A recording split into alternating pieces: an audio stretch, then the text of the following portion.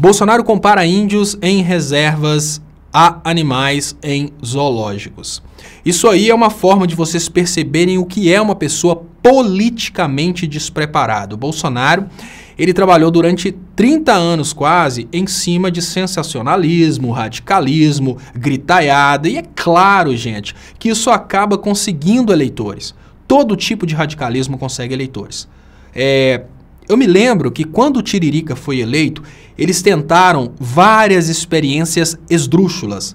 Tiririca foi a experiência esdrúxula mais bem sucedida, mas obviamente eles tentaram o Tiririca como experiência esdrúxula porque já tinham aí uma experiência do Bolsonaro como sendo o candidato esdrúxulo da ignorância, do radicalismo.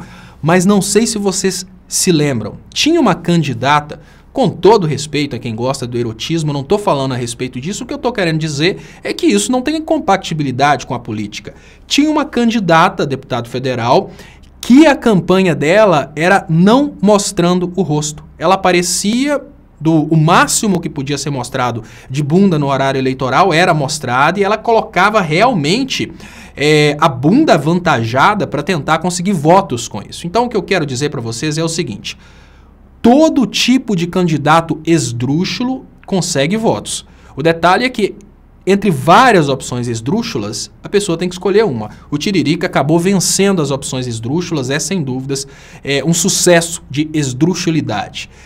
O Bolsonaro é uma opção esdrúxula no sentido de que ele não consegue entender política. Ele fala radicalismos que acabam compatibilizando com a sociedade brasileira.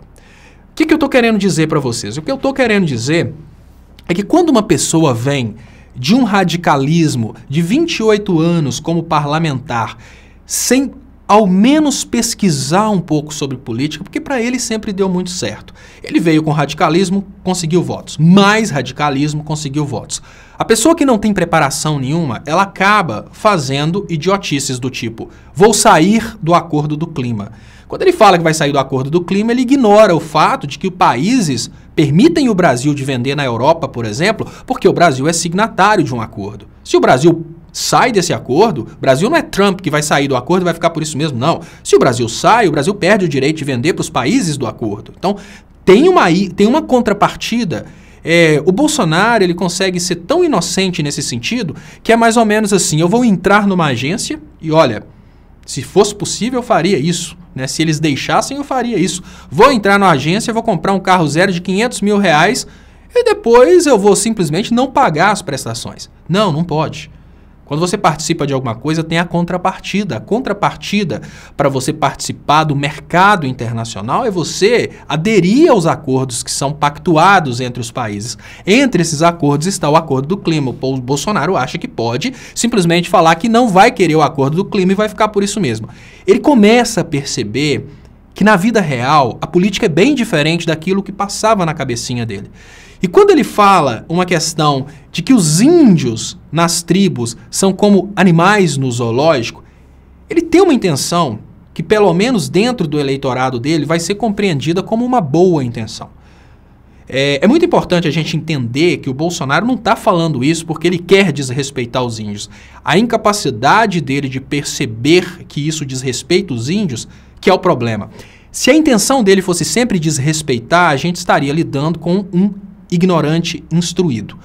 O problema é que quando ele desrespeita as pessoas sem a intenção de desrespeitar, a gente vê que a gente está lidando com um ignorante extremamente despreparado. O que ele acha é que ele vai virar e falar coisa do tipo: os índios nas tribos são como animais no zoológico. Ele está querendo dar uma conotação libertadora, uma espécie de: olha, índios, venham para a cidade, venham para a civilização. O detalhe é que você não tem que desrespeitar o espaço dos outros.